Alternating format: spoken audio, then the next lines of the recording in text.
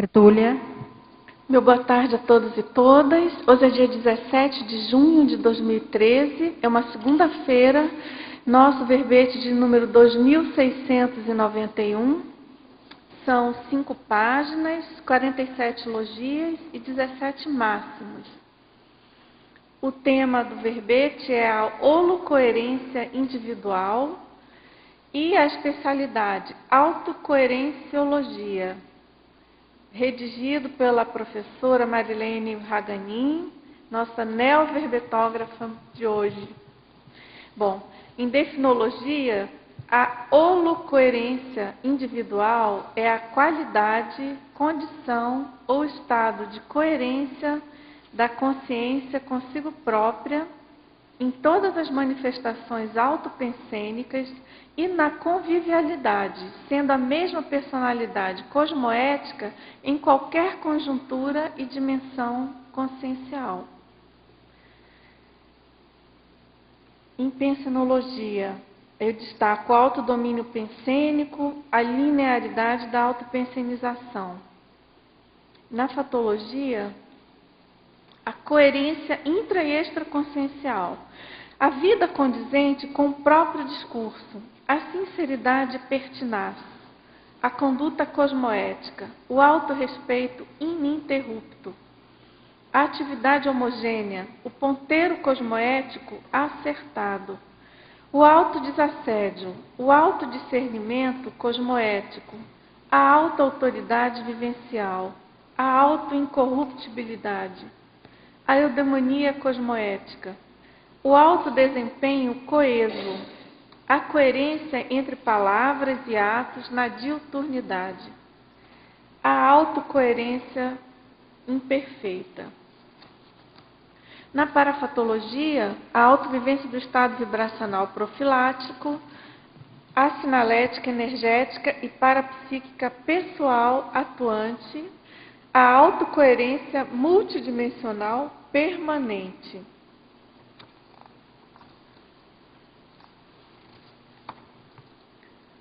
Na remissiologia, chama atenção para 5 itens, dentre os 15 apresentados: o autodesempenho coeso, a coerenciologia, a endoconsistência, a ortopensenidade e a verbaciologia. Na frase enfática, nós temos: a holocoerência individual inicia no alinhamento sistêmico dos pontos de vista e caminha para a uniformidade teática da hiperacuidade, senso de equanimidade, assistencialidade e cosmoética.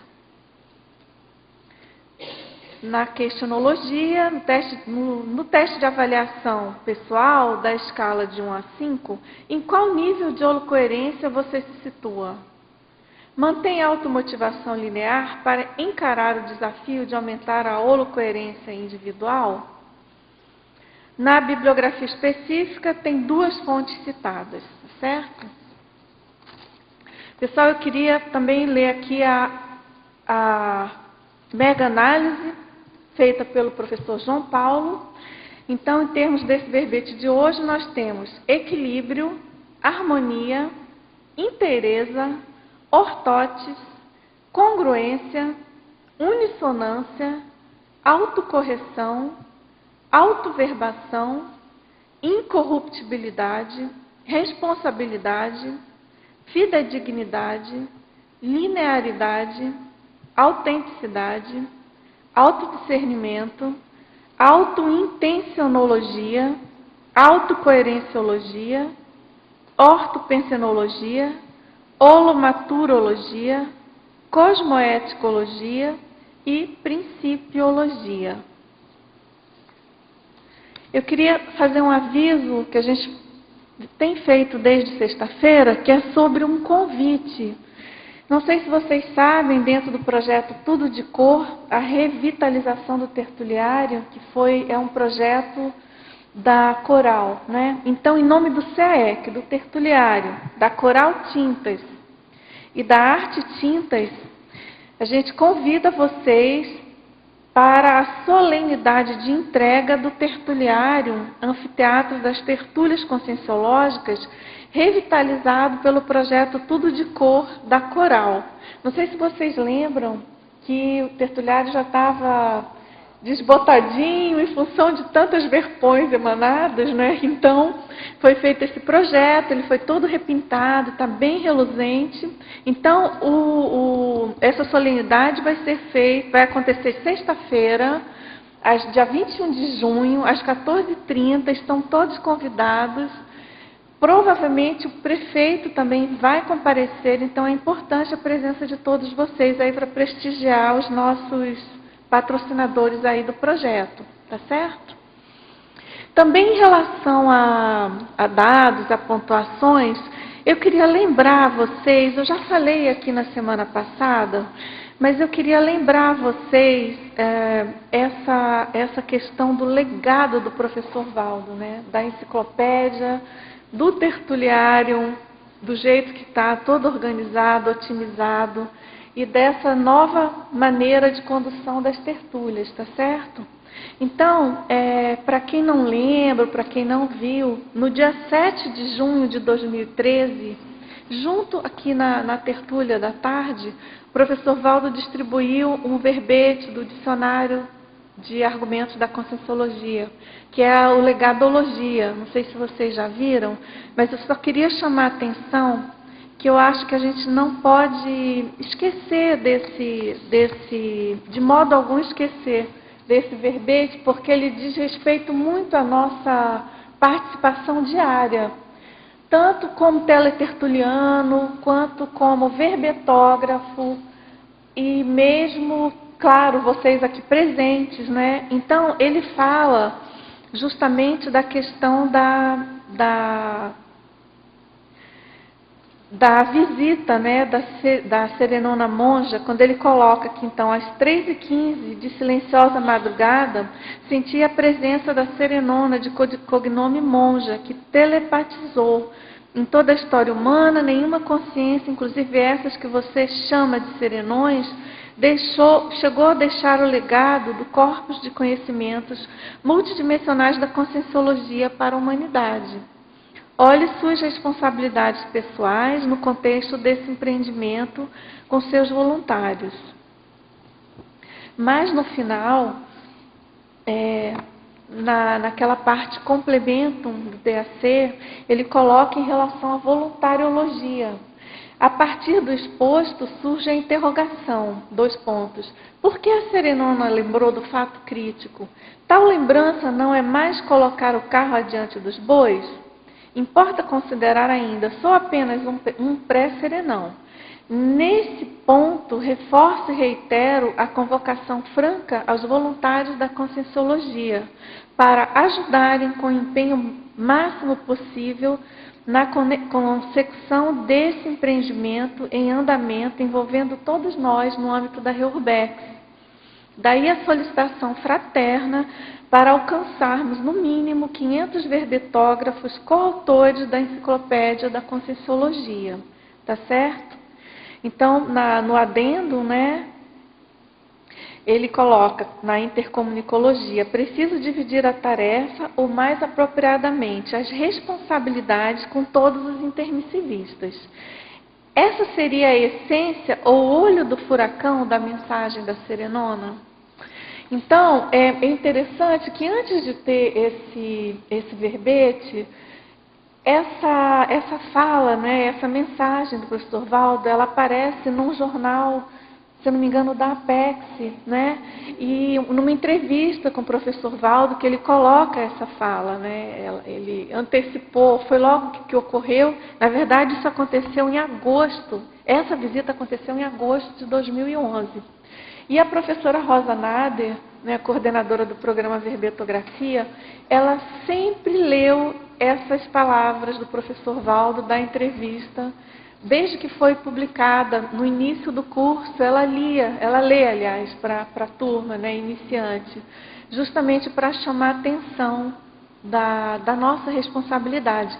E aí, eu acho que nesse momento, né, dessa nova etapa do andamento da enciclopédia, eu acho que é muito importante a gente ficar bem ciente do nosso papel, da nossa responsabilidade, da importância que é todo mundo realmente participar, principalmente aquela turma que não está residindo ainda em Foz e que tem vontade, às vezes, de vir aqui ou que mandou para a gente aprovar um título e então está naquela dúvida, ou naquela indecisão, ou alguma insegurança. Então, hoje, assim, pela pré-IC de verbetografia, a gente tem aí a maioria aqui presente, né? Mas nós somos mais de 15 voluntários já na pré-IC. Então, tem toda uma equipe de revisores, de pessoas realmente predispostas a ajudar vocês na escrita, né? Na escrita do verbete. Então, a gente está aqui aberto e aceitando aí as críticas, os desafios e realmente querendo ajudar o máximo de pessoas a, no mínimo, conseguir os 500, né? O objetivo, como ele próprio colocou, no mínimo, pelo menos 500. A gente tem um número hoje já de verbetes prontos para serem defendidos, né? De 200, alguns, a maioria, né? Mas são 275, já foi o último número oficial. Esse número é um pouquinho maior do que o número que aparece no site da ICGE. Também não sei se vocês conhecem, o site da ICGE ele é muito propício, muito atualizado para a questão da verbetografia, né? Além do próprio site das tertúlias, é claro, o site da Amigos da Enciclopédia, tem o site da ICGE, que é icge.org.br. Então, ali tem uma pontuação do número de neoverbetógrafos, do número de verbetes defendidos por cada verbetógrafo. Tem também uma planilha da enciclopédia, que você pode fazer as pesquisas específicas pelas logias, enfim. Tem os formulários básicos da verbetografia. É bem útil para quem está interessado aqui em participar da nossa Mega Proexis, né? Da Mega Gescom, da nossa Max Proexis. Então, assim, só complementando a questão da legadologia, né? Só lembrando aqui, o professor Valdo, nesse tertuliário, ele realmente foram muitos eventos, né? De 2009 a 2013 foram 45.022 perguntas respondidas, 20 sessões de arco voltaico, 939 participações e mega euforização. Então, agora é o momento da gente realmente retribuir tanto esforço dele diário, né? E então vamos em frente aí com o nosso trabalho. Então, pessoal, a gente conta aí com a participação de vocês, em especial teletertulianos que não estão diretamente aqui vamos dizer assim, no olho físico, no olho do furacão físico, né, intrafísico. Bom, então, a gente pode aí dar início às perguntas, né, para a professora Marilene. E eu queria então salientar, ela é neoverbetógrafa, é o primeiro dentre inúmeros, né, Marilene, a serem defendidos e escritos. A professora Marilene Raganinha é engenheira civil e ela é natural de Caçapava do Sul, Rio Grande do Sul, voluntária da Conscienciologia desde 2001, docente da Conscienciologia desde 2006 e tenepsista desde 2003, tá certo? Muita quilometragem também aí, de conhecimento aí conscienciológico. Então, vamos lá. A professora Marilene, então, na fatologia, página 10. Desculpe. Página 10, tá certo. Página 10, quinta linha. Página 10, quinta linha. Professora, de que maneira podemos otimizar no nosso dia a dia a perspicácia quanto ao contexto evolutivo, mantendo o nosso timing perfeito quanto à coerência teática? Bom, boa tarde a todos. Desculpe. O que eu entendo da perspicácia quanto ao contexto evolutivo é essa atenção permanente em atuar de forma mais cosmoética, mais acertada, ajudando sempre o maior número de pessoas, vendo o que é melhor para todos. Esse é o meu entendimento, assim, de ter uma perspicácia, uma agudeza de percepção, de ver o contexto, observar cada situação. Não deixar as oportunidades, né? Não deixar de lado. Não é? Porque eu acho que muitas vezes essa questão da gente não ser coerente, de ter esse traço de não coerência, a gente deixa passar, né? Uma coisa reflete a outra, né? Deixar o timing passar, não atuar ali em cima do lance, né? Não sei se posso falar um pouquinho a meu respeito, assim, a questão assim é que como você falou assim de não perder o tempo, não perder o time, né? E a coerência em relação a isso, eu comecei a escrever esse verbete no primeiro curso de verbetografia, mas aí o tema veio assim, mais porque eu tinha uma certa curiosidade a respeito da coerência, uma coisa assim. Gente, achava que incoerência era uma coisa muito chata e ficava um pouco criticando. Eu não tinha feito ainda os cursos da Conscius e não tinha ideia nos Consim Cobaias que eu fui passar depois, no curso de Recim 1, Recim 2 e alguns Consims Cobaias, do tamanho da minha própria incoerência, né? Então, ontem eu estava lendo o verbete com a professora Cristina, e ela comentou que numa situação o professor Valdo perguntou quem é que aqui é totalmente coerente. Ela disse que nem os amparadores levantaram a mão, né? Aí a gente fica pensando o que tem que trabalhar para aumentar a coerência, não é? Exatamente. Até você colocou aqui na fatologia, foi até um item que eu li, que você colocou a autocoerência imperfeita, né?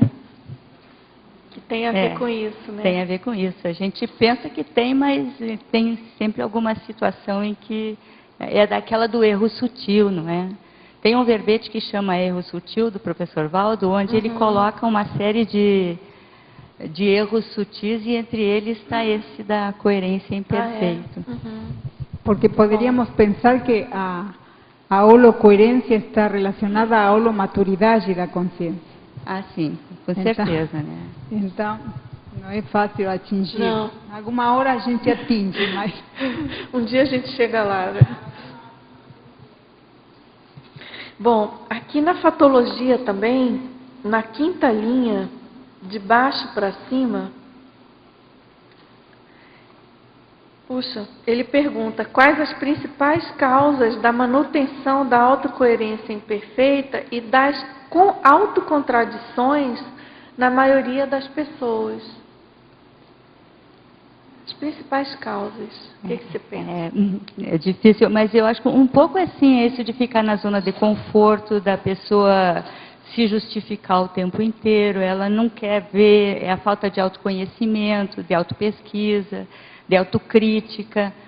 É uma série de fatores, eu não sei se alguém quer complementar, porque no verbete, num dos verbetes o professor faz essa relação, assim, mas eu não lembro de memória de todas as profilaxias para a gente evitar assim, a coerência, a incoerência. A incoerência, né? Tá certo. Na fatologia também, na penúltima linha, nessa mesma página, você poderia aprofundar o item megatrafar explícito, incoerência pessoal crassa, e também, assim, de que forma que a gente poderia revertê-lo? Eu entendo assim como mega atrapalho explícito, aquele que não dá para esconder, não é? Como um exemplo assim, um viciado, por exemplo, em drogas ou em tabaco, que é o mais comum, não é? O álcool. Então a pessoa tem aquele vício, tem aquele mega atrapalho, ele é explícito porque prejudica a saúde, prejudica a PROEX, prejudica tudo, mas a pessoa continua fazendo aquilo e sempre achando assim uma desculpa. Então, o autoimperdoamento, no meu entender, seria uma forma de reverter, né? De fazer autocrítica e procurar corrigir isso aí. Questão da autorreflexão mesmo, autocrítica. Você sabe que eu estou lembrando agora que um dia eu fui visitar é muito raro eu fazer isso, mas enfim, eu fui visitar um CTI no hospital. E a hora que eu saí do hospital, enfim, indo em direção ao estacionamento, eu vi que tinha não sei se era médico, mas era alguém da área da saúde que saiu do CTI de branco e foi fumar lá fora. E eu pensei na hora, eu falei, puxa, quanta incoerência. Nossa, mas né? Infelizmente acontece, né? É bem comum. Então você acha que a questão é da autocrítica, né? Nesse sentido, a autoconscienciometria, né, professora Marilene? Pode ajudar bastante. Sem dúvida, eu acho que a autocrítica, autoconhecimento é fundamental, senão não tem como sair disso, né? Certo. Aqui também, na página 11, segunda linha, ele está pedindo se você poderia nos falar mais sobre a teoria de Festinger. E aí, entre parênteses, coerência cognitiva, interrogação, né? Então, essa teoria do Festinger, da coerência cognitiva, é aquela situação em que a pessoa chama de dissonância cognitiva. É uma teoria da psicologia que explica porque a pessoa, para manter uma situação, ela finge que não vê, repetindo essa explicação assim do fumo, né? Não, mas todo mundo vai morrer, isso é assim mesmo, ou a pessoa, digamos que seja assim tem uma pessoa que eu conheço que gosta muito de esportes radicais, ela gosta de adrenalina, ela fica bem com isso, e eu acho estranho assim, porque ela já está numa fase de idade que as pessoas já passou isso assim, né? Eu estou com 62, ela está perto dos 60. Engraçado, as pessoas da minha idade já não gostam mais disso, mas eu ainda gosto. A impressão que ela dá é que assim, eu ainda sou jovem, por isso eu ainda gosto, né? Os outros já envelheceram. Então ela acha uma justificativa para aquilo. E a dissonância cognitiva é assim, quando ela não consegue mais essa justificativa, aí ela vai ter que repensar aquilo.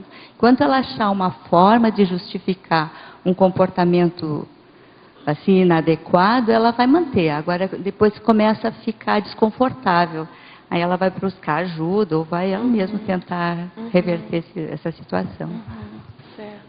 Quer falar, Nessa professora? teoria também, né, pelo que a gente conhece, Marilene, a pessoa, ela não aplica aquilo que ela sabe. Eu dei exemplo que você deu. Ela sabe que o fumo é prejudicial, né, que causa câncer, enfim, diversas doenças, e ela a si mesma fuma, né, no esporte radical, sabe do perigo que se expõe, né. Então, aqui a pessoa tem um cabedal de conhecimentos, ela tem, né, a cognição, mas a ação dela, o comportamento dela é ao contrário, na contramão do que ela conhece.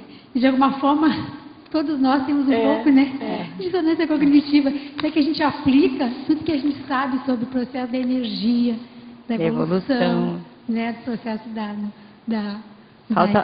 aplicação da intelectualidade. Enfim, a gente, em algum nível, eu acho que todos nós temos um grau de dissonância cognitiva. Concordo com você aí na colocação com do certeza. Falta verbação, né? Com certeza. Professora Marilene, em antagonismologia, na página 12, segunda linha, você pode expandir sobre o antagonismo coerência experimental, incoerência teórica? É exatamente, realmente um antagonismo, né? A pessoa tem uma coerência, uma coisa é experimentar, comprovar, é o princípio da descrença, né? O seu exemplarismo. Outra coisa é ela ter uma teoria e ela ser completamente incoerente em relação àquilo que ela sabe, né? Eu entendo assim. Certo. A verbetógrafa na trinomiologia, página 12. Primeira linha. Você pode desenvolver a ideia do trinômio inconsistência pensênica, incoesão cognitiva e incoerência etológica? Pois sim, então, a inconsistência pensênica. O pensamento da pessoa não é retilíneo, não é compatível às vezes, ela tem ideias contraditórias. Isso seria uma inconsistência pensênica. Tem dois pensamentos e eles não combinam um com o outro. A incoesão cognitiva, então não coaduna uma coisa com a outra, é uma incongruência, não é? E isso às vezes provoca uma incoerência etológica, de comportamento. O comportamento dela é incoerente com o que ela sabe, com o que, às vezes até com o que ela pensa. É bem comum, assim, às vezes a gente ter um pensamento a respeito de uma coisa e não conseguir agir daquela forma. A gente até pensar, reformular, fazer a reciclagem e agir daquela forma mais permanentemente é uma coisa difícil, né? Que até incorporar no comportamento um novo conhecimento adequado demora às vezes um tempo bem longo, né? Certo. Também aqui em Ciclologia, na página 11, na segunda linha, no último item, você pode explanar como se dá o ciclo do sucesso, empatia, sincronismo e coerência? Olha, esse ciclo do sucesso eu encontrei pesquisando na internet. Ele tem vários sites que explicam sobre esse ciclo do sucesso na área de administração. É uma teoria da liderança e tem muito material sobre isso. Então, fala assim que para envolver os liderados num trabalho, mesmo na área assim, empresarial ou de administrativa, é preciso ter empatia, fazer a sincronia, ou falar no mesmo tom, no mesmo nível, num horário, assim, numa situação em que a outra pessoa esteja aberta para receber, e com coerência, né? Um líder incoerente, ele não é respeitado, então é uma necessidade. Agora, tem muito material sobre isso na internet. Tem livros, inclusive, eu não cheguei a pesquisar os livros, mas tem muita coisa. E eu achei que isso servia também, assim, na conscienciologia, porque a gente, como amparado, ou com curso intermissivo, precisa agir dessa forma, não é? Para ter o sucesso na assistência, tem que estar no nível de ser assistido ou assistir também, não é? Tá certo. Com certeza. Bom, vamos lá, então. Em Fatologia, na página 11, quarta linha. Ele pede que você relate, exemplificando a inteligência evolutiva em ação. A inteligência evolutiva em ação, como eu entendo, seria assim, atuar sempre da melhor forma, da forma mais evolutiva, mais assistencial, aquilo que for o melhor naquele momento. Sempre que houver necessidade de uma decisão, fazer a decisão mais acertada. Isso seria como acertar o ponteiro da bússola, né? Ter essa preocupação em evoluir, em aumentar o nível de coerência, aumentar o nível de assistência, o nível de compreensão, o nível de conhecimento. Então, é meu entendimento sobre inteligência evolutiva. Até tem muita coisa escrita pelo professor e por vários dos nossos colegas. Tem bastante coisa sobre isso. Agora, você não acha que pequenas amostras cotidianas, diárias, de coerência, são mostras práticas, não é, de inteligência evolutiva? Porque parece que, não sei se você concorda, que quanto mais se coloca em prática a inteligência evolutiva, uma coisa é como se fosse um uróboro, né? significa que você vai estar mais coerente e isso vai ajudar você a ficar mais coerente ainda e usar mais ainda a inteligência evolutiva, né? Que às vezes eu penso assim que, puxa, eu acho que é um grande legado do curso intermissivo, não é? É a famosa inteligência evolutiva, que é aquele estalo que a gente tem que quem não é intermissivista tem mais dificuldade de entender as coisas, alguns conceitos, né? E aí eu estou pensando aqui nessa questão da coerência, né, diante da pergunta dele. Mas realmente uma coisa, eu acho que... O que você acha? Eu concordo. Eu acho que uma coisa leva a outra. Vai aumentando o teu nível de coerência, vai aumentando o patamar, né? Vai mudando de patamar evolutivo. Que a coerência é uma coisa séria, né? Nossa, muito difícil. Nossa. Ok. Olha, tem uma outra, então, a verbetógrafa. Uma outra colocação aqui. Ela coloca, então, seja bem-vinda ao time dos verbetógrafos, parabéns pelo tema escolhido e a qualificação das ideias do verbete. E ela pede, então, por favor, em culturologia, na página 13, segunda linha, se você pode fornecer dicas sobre como fazer a troca da cultura patológica da autovitimização pela cultura da interassistencialidade. Interessante essa pergunta, porque é difícil a gente sair da cultura da autovitimização, né? Eu fico me colocando como cobaia e vendo assim que eu fico muito tempo, principalmente, fazendo isso, né? Mas quando a gente começa a pensar na interassistência, eu acho que é uma forma muito positiva de fazer essa mudança, porque se a gente pensa na assistência, para de se queixar, de se auto-vitimizar, de ver o que não pode, para ver o que pode, o que dá para fazer. Então, isso aí é quase assim uma técnica, não é? De sair da auto-vitimização, é pensar na interassistência. Oi, Marilene. Pois não, obrigada. Queria te perguntar na página 11, na teoriologia, na penúltima linha, a teoria de sempre haver modo mais acertado de proceder. É interessante, não é? Porque... Na verdade é que sim. Soa bem, pelo menos.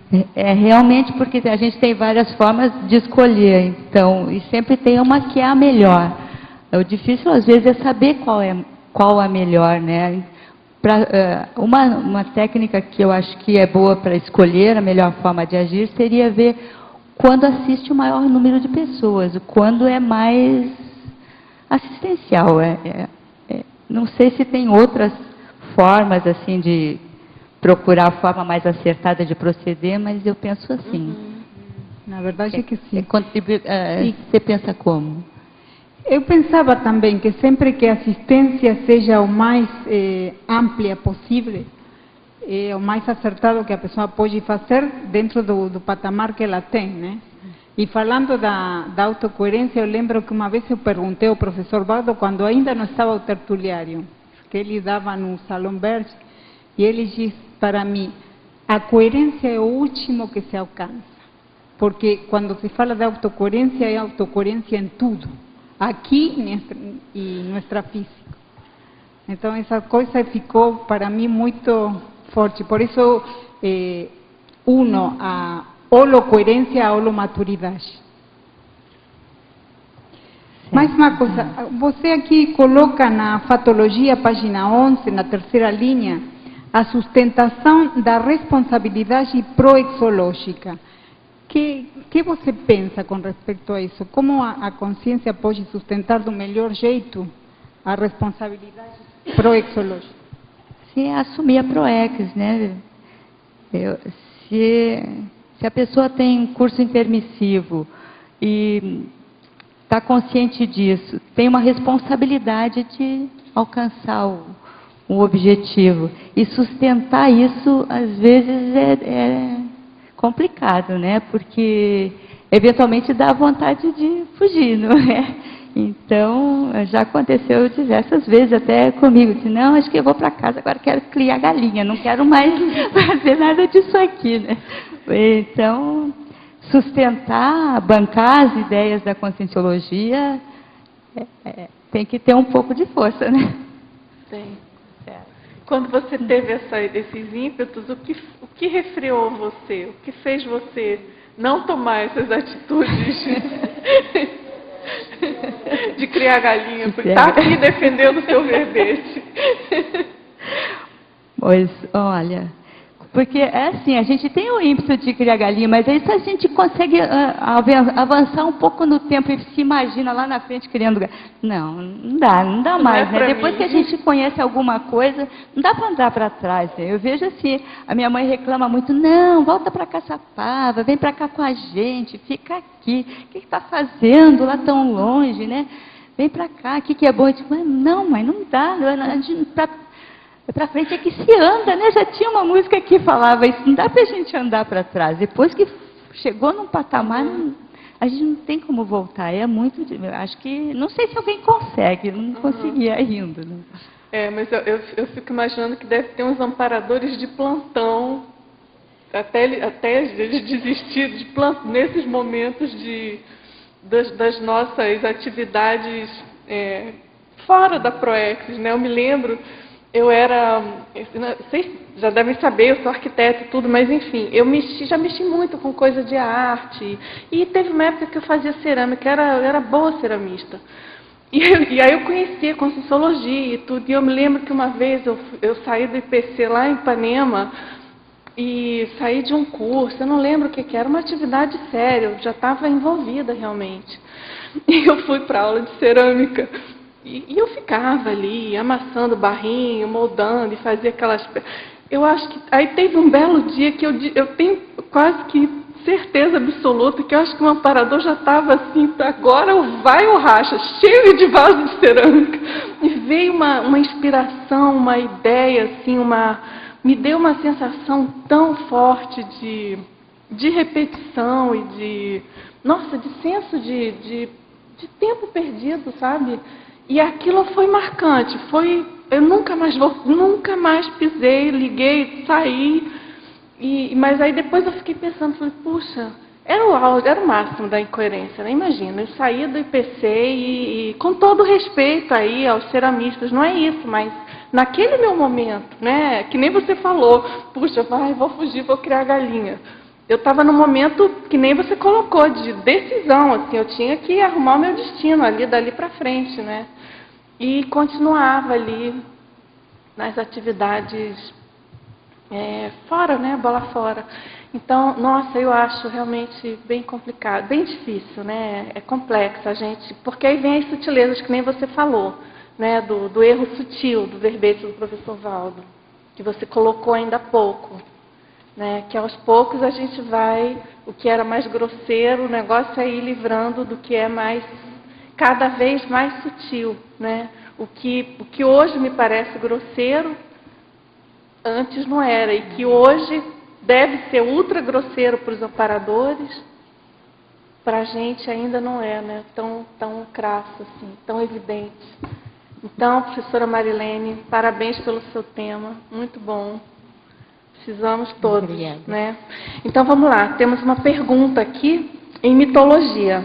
Página 12, segunda linha. Explicite-nos o que vem a ser o mito da Consréu holocoerente.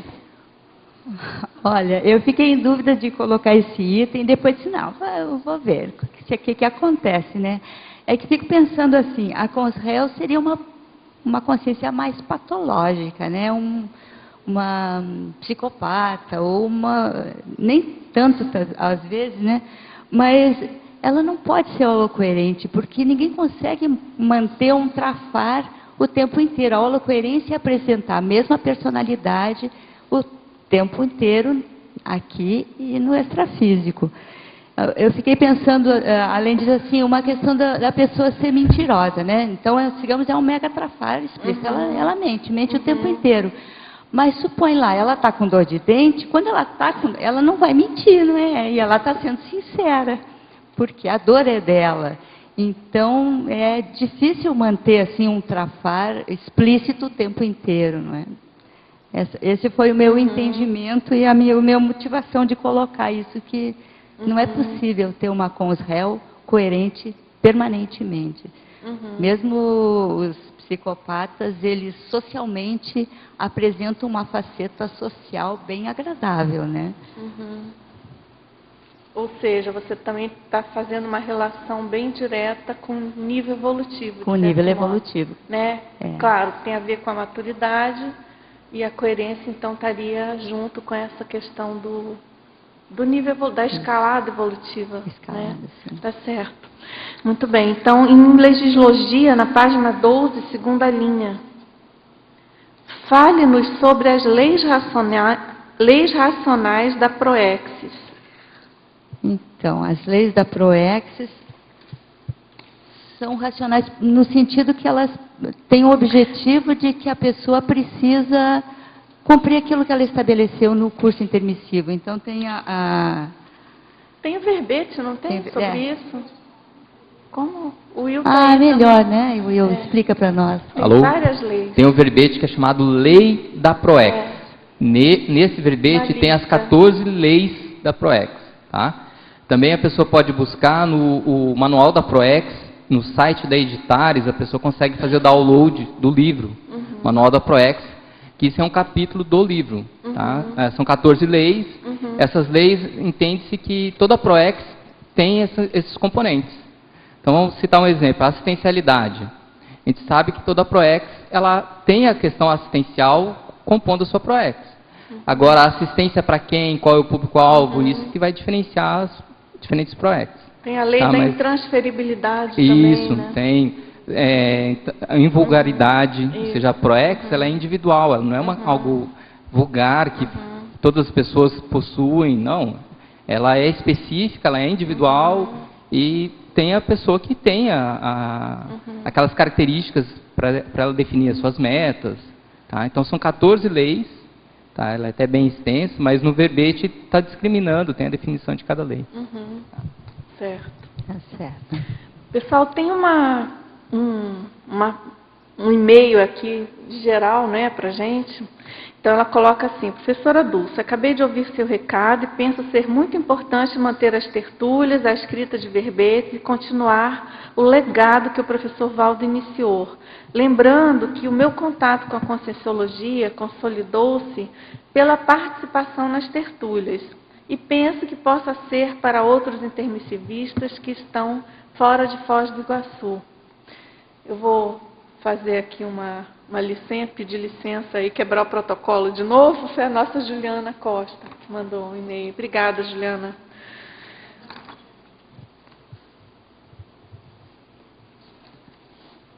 Pode falar. Marilene, uma pergunta para você. Por favor, na primeira folha, Fatologia, no meio da 5ª linha, você pode desenvolver a perspicácia quanto ao contexto evolutivo? Eu sei que você é muito perspicaz, né? Eu sempre coloco isso. Fala como é que você faz isso. Sim, a gente até já falou sobre esse item, Tânia. E eu não concordo que eu tenha tanta perspicácia assim, mas porque a perspicácia sim é essa agudez de perceber as coisas, de interpretar com uma certa agilidade, pelo menos acho que é assim. E quanto ao contexto evolutivo, seria de perceber o que é mais acertado fazer em cada momento na evolução, o que é mais evolutivo para a consciência naquela situação. É isso? Tá? Não sei se respondi essa pergunta. Tá, muito obrigada. Obrigada, senhora. Marilene, na Fatologia, 1ª e 2ª linhas, você podia explicar um pouco sobre a vida condizente com o próprio discurso? Porque isso não é fácil, mas isso pode existir. Coerência seria isso, né? A gente falar e fazer, não é? Primeiro faz, depois fala, né? Tem gente que fala assim. Então, até, não sei, me veio agora na lembrança, que eu li a biografia do Gandhi, e lá ele fala uma história que alguém pediu, fala para minha filha que não coma mais açúcar, isso faz mal para a saúde. Ele disse, não posso, eu ainda como açúcar. Depois que eu parar, eu falo, tá? Porque não, então, enquanto eu não fizer isso, não dá. E na página 12, Interaciologia, segunda linha, a autocoerência da interação prosódia-gestos. Então, a autocoerência da interação prosódia-gesto, a prosódia, assim, é a entonação de voz. Então, está de acordo, a entonação de voz com os gestos. Se a pessoa está falando de alguma coisa num certo tom de voz, o gesto ser coerente com aquilo. Às vezes acontece, a pessoa está dizendo sim e mexe com a cabeça como se estivesse dizendo não. Então, o tom de voz assim é enfático, mas o gesto é frouxo. Isso seria um pouco de incoerência.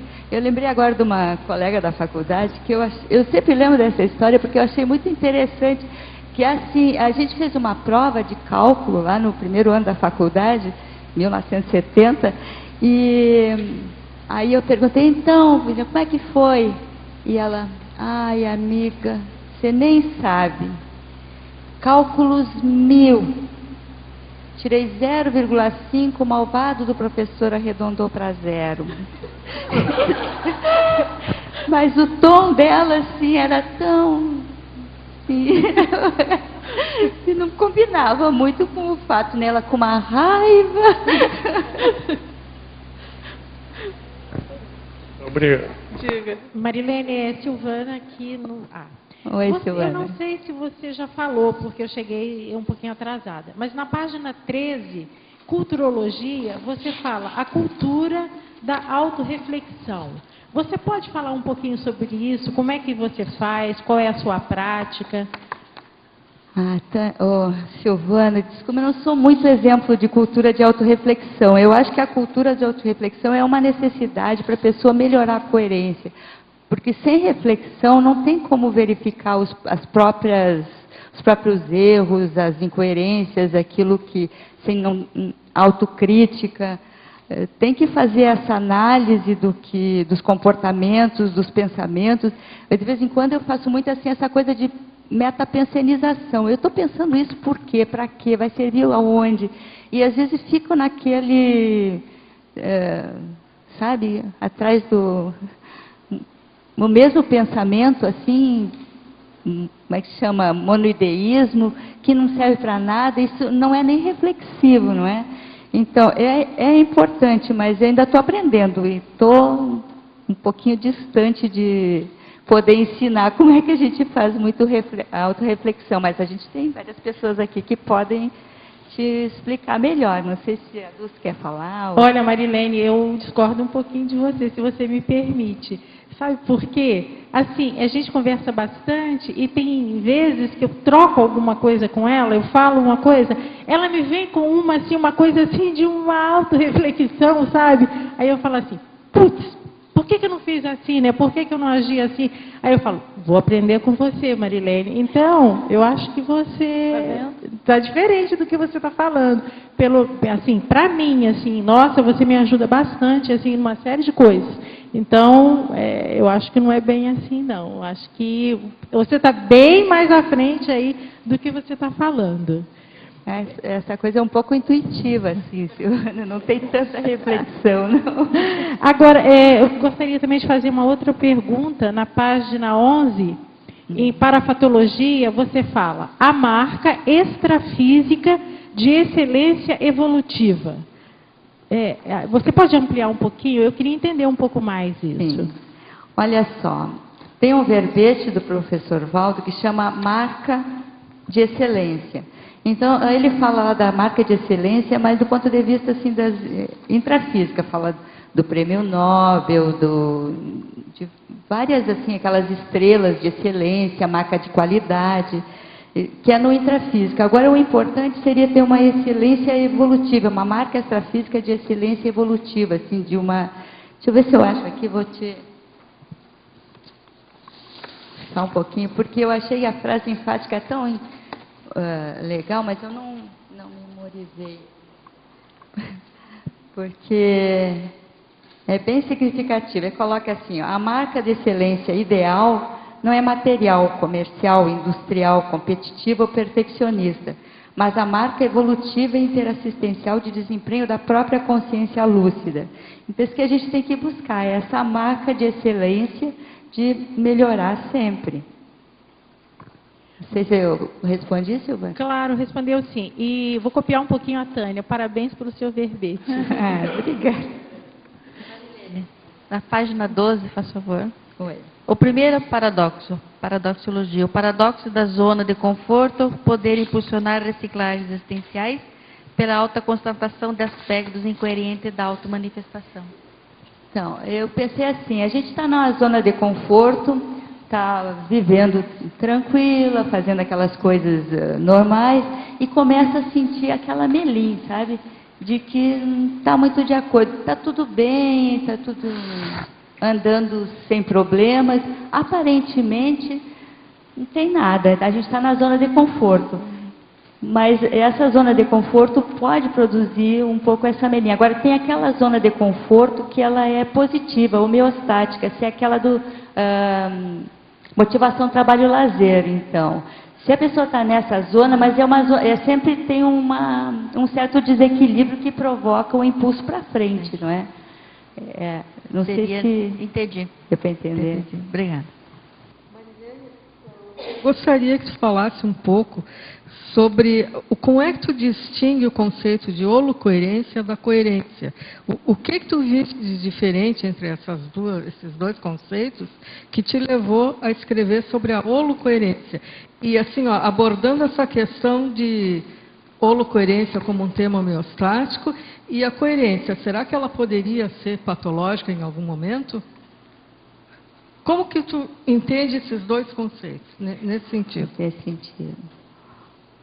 Eu encontrei esse título de verbete lá no verbete do professor Valdo, que chama Coerenciologia. Aliás, foi o primeiro verbete que eu assisti o professor expondo. Quando eu estive aqui em Foz do Iguaçu, acho que foi em 2005, ele estava apresentando esse verbete e fazia uma comparação, dizendo assim, que a gente, quando estuda um tema, tem que comparar aquele tema com tudo. Então, é a coerência e a formiga, a coerência e a estrela. E eu ficava assim, eu nunca pensei isso de ficar pegando um tema e comparando com tudo. E eu pensei depois assim, tanto que eu fiquei tanto tempo para escrever, porque eu não conseguia entender muito o que era a holocoerência. Assim, aí eu penso assim, bom, a coerência num sentido mais restrito, a pessoa pode ser coerente com o trafar. Ela pode, particularmente com aquele trafar, se ela é mentirosa, ela vai mentir, então ela está sendo coerente com aquilo.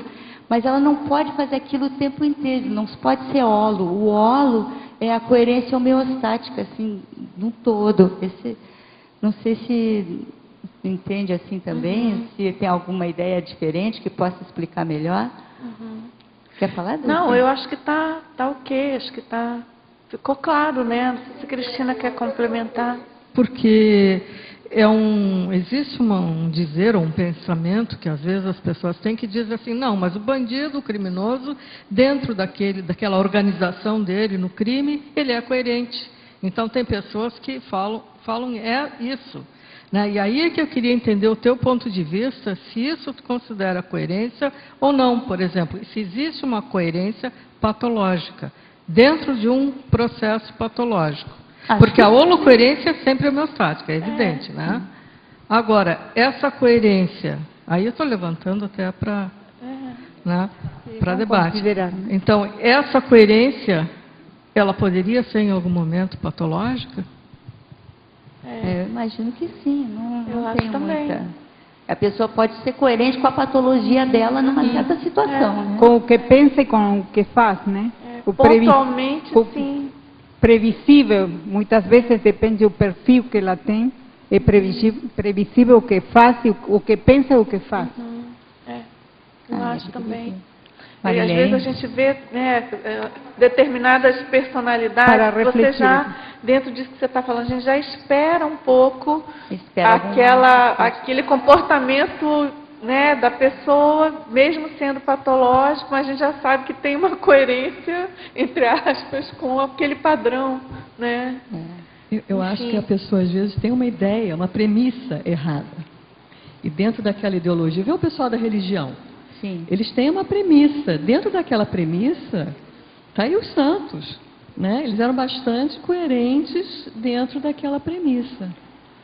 Em algum momento deve ter entrado naquela zona de desconforto que você colocou ali do paradoxo e foram obrigados a reverem a premissa. Né? Imagino que tenha sido assim. Zona de desconforto é um verbete, certo? Tem um verbete, Tá zona na de sua desconforto. Posso aproveitar e te perguntar, Marilene? Fazer uma pergunta aqui para a engenheira Marilene. Na sinergismologia, na quarta linha, você colocou aí o sinergismo da coerência persistente entre o projeto, planejamento e execução. Quais que você vê que é a vantagem realmente de se passar por todas essas fases? Olha, pensando assim do ponto de vista da engenharia, né, a Dulce também que é arquiteta entende isso, assim, que com um projeto bem feito e um bom planejamento, a execução fica bem facilitada, não é? Se a pessoa executar alguma coisa sem projeto e sem um planejamento, a possibilidade de dar erro é bem maior, né? Então, eles vamos fazer de qualquer jeito. Não, abre aqui o buraco, vamos colocar logo, vamos ver o que dá. Nunca se sabe onde vai chegar, não é? Então, eu acho que é muito importante isso aí do planejamento. Porque mesmo fazendo o planejamento e tudo, a gente sabe que Às isso é uma das vezes frustrações, né? Da pessoa que trabalha com projeto, é ver que, na realidade, o que foi feito não era bem aquilo que foi projetado, né, Dulce? Você na sua arquitetura. Depois que você vê pronto, não fica, puxa, mas não era assim, né? Bem assim. A gente tem essa frustração, muitas vezes. E tem gente que é do tipo, não, eu vou lá na hora e vou fazer, né? Tem o pessoal que é operativo, né? Arregaça as mangas e vai para frente e vê o que dá, na hora eu resolvo. O pior é que não sou muito engenheira nesse caso, assim, eu tenho um pouco assim de, vou ver o que dá, sabe? Fazer um pouco assim sem planejar. E às vezes, surpreendentemente, dá certo. E às vezes a gente faz um planejamento todo certinho e depois estava errado, tem que corrigir, tem que ajustar. Então, é que nem essa coisa do ponteiro da bússola, né? Às vezes a gente pensa que está indo no caminho certo, mas ali na frente não era bem assim. O contexto é hoje. Esse conceito de planejamento, né? Pelo menos assim do que eu penso, até na minha experiência, assim, eu acho que o bom planejamento é aquele que considera o projeto e a execução, mas ele tem esse papel maleável de se ajustar conforme as ocorrências. Porque você depende de outras pessoas. Então não adianta você ser holocoerente no mundo incoerente. Tem que Aí ajustar, o holocoerente tem que abrir mão, tem que sobrepairar, não é isso? Sim, tem que, e às vezes a gente não está assim tão holocoerente, né? Tem alguma coisa que a gente não viu bem. Mas eu fico imaginando, mesmo aquela consciência que é holocoerente. Ela não vai conseguir, a menos que seja um planejamento de uma coisa da autoevolução dela, muito pessoal, muito intra, ela vai ter que fazer isso com outras pessoas, né? Não sei se você estava na mini tertúlia de hoje, quem estava aqui até pode complementar ou me corrigir, eventualmente, mas eu lembro que sobre alguma pergunta que eu não vou recordar agora qual era, mas teve um comentário do professor Valdo que ele falou dessa questão da previsibilidade, né? Ele citou, lembrando de falar em planejamento, olha, as consexes já sabem mais ou menos o que vai acontecer. Lembrem do caso do reurbanizador, que há 9 séculos sabia da reurbex no planeta Terra. Elas sabem, elas têm a previsibilidade, mas elas ficam aguardando a ocorrência, o desenrolar dos fatos em função das escolhas e dos comportamentos das consciências. E aí, em função disso... eles vivem no mundo de probabilidades, né? Exatamente, não é no mundo de certezas. Em função disso, se chancela algumas previsões e se reajusta outras, né? Mas, enfim, a coerência deles existe, só que a nossa que não, né? Então, tem que ajustar aí vamos dizer assim, a holocoerência multidimensional, vamos dizer assim. Eu não sei se, eu fico pensando, eu acho que é quase impossível, assim, seguir um projeto e um planejamento à risca na hora da execução. Não. Pelo menos eu não me lembro de ter presenciado um bom algum, planejamento, assim. um bom projeto tem que ter plano B, plano C, plano D. Tem as Agora, quando a alternativas, gente né? é muito rígido, a probabilidade de dar errado é grande, né? E a gente sempre lida com erro, né? Porque sempre tem erro em algum lugar. Alguém errou em algum ponto ali, de alguma fase. O pior é E quando a aquele gente erro erra, vai- né? Aí é que é mais duro. A gente que não pensou em tudo, não fez a reflexão suficiente. Marilene, tinha mais uma pergunta. Na sua frase enfática, você fala no alinhamento sistêmico dos pontos de vista. Fala um pouquinho mais para a gente, o que você tinha em mente aqui.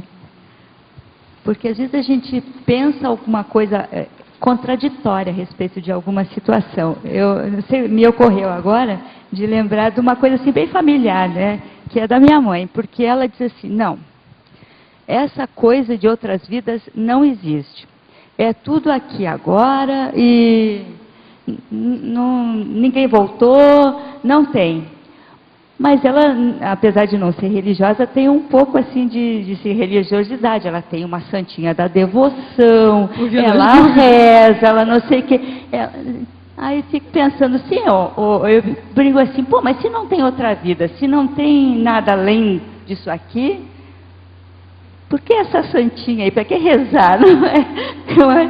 Então, eu acho isso assim, alinhar o ponto de vista assim, nesse sentido mais simples.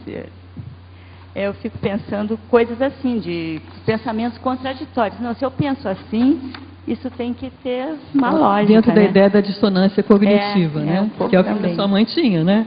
Tem, né? Ela não acreditava, vai que por via das dúvidas, deixa eu ter uma santinha aqui que eu posso estar errada, né? Certo. Obrigada. A verbetógrafa. Por favor, aprofundar em fatologia, página 10, segunda linha, sobre a sinceridade pertinaz.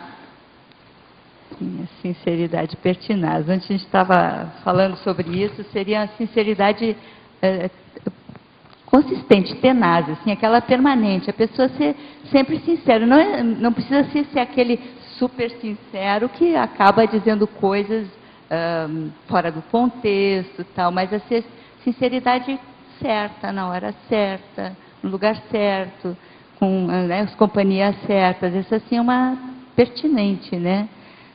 Porque às vezes assim a sinceridade, a franqueza, ela nem sempre é correta, não é? Nem sempre é a mais assistencial. Então, a gente tem que prestar atenção na sinceridade de ela ser pertinaz, consistente, mas com uma certa atenção para não fazer estupro evolutivo, para não desestabilizar outra pessoa, então acabar prejudicando mais do que ajudando, né? Certo. Em perfilologia, tem uma sugestão aqui para você colocar na masculinologia, feminologia, do item, o atacadista consciencial. Levar direito a atributos, posicionamentos, condutas e autopersonizações cosmoéticas demonstra autocoerência com a autoevoluciologia. O que você acha, Marilene? Você acha que cabe? Acho que cabe. Tem que... Vamos ver lá com os revisores, né? A gente anota e conversa depois. Depois, em paradoxologia, o mesmo teletertuliano, na página 12, segunda linha, ele pede favor esclarecer o paradoxo da inautenticidade cosmoética. Então, esse paradoxo da inautenticidade cosmoética, eu encontrei lá no livro do professor Tony Muscoff, de autenticidade consciencial. Então, lá na página 146, ele fala essa questão da inautenticidade cosmoética. E dá como exemplo o amparador se transfigurando para fazer rapport com uma pessoa na hora de assistir. Então, ele está sendo inautêntico do ponto de vista da forma para ser autêntico do ponto de vista assistencial. Não sei se deu para entender. Certo. Na parafatologia, página 11, aprofundar o último item, a holoanálise holobiográfica. O que você pensou aí? A holoanálise Holoanálise holobiográfica. holobiográfica. Eu pensei sim que a holobiografia da pessoa que vai aumentando o seu nível de coerência ao longo das vidas. Eu não tenho assim experiência própria para relatar, porque não tenho retrocognições, então não posso assim nem saber se estou assim tanto coerente com as minhas vidas pregressas, né? Agora eu não sei se você poderia falar um pouco mais sobre isso. Eu não tenho assim nenhuma casuística. Alguém pode ajudar? Não, mas aqui eu acho, Marilene, que é importante, quer dizer, você fez uma colocação aqui generalista, né, da holoanálise holobiográfica. Eu vejo que é muito importante, obviamente, para quem já tem essa facilidade, mas eu acho que isso é um esforço que cada um de nós deve buscar, deve fazer e buscar, né? Ter vamos dizer assim, esse merecimento, mérito de ter retrocognições, enfim, de um dia fazer uma holoanálise holobiográfica no sentido de que isso não que seja uma análise macro e geral, isso aí a gente sabe que vai acontecendo ao longo da evolução. Mas suponhamos, vamos partir de uma retrocognição, de uma retrovida, não é?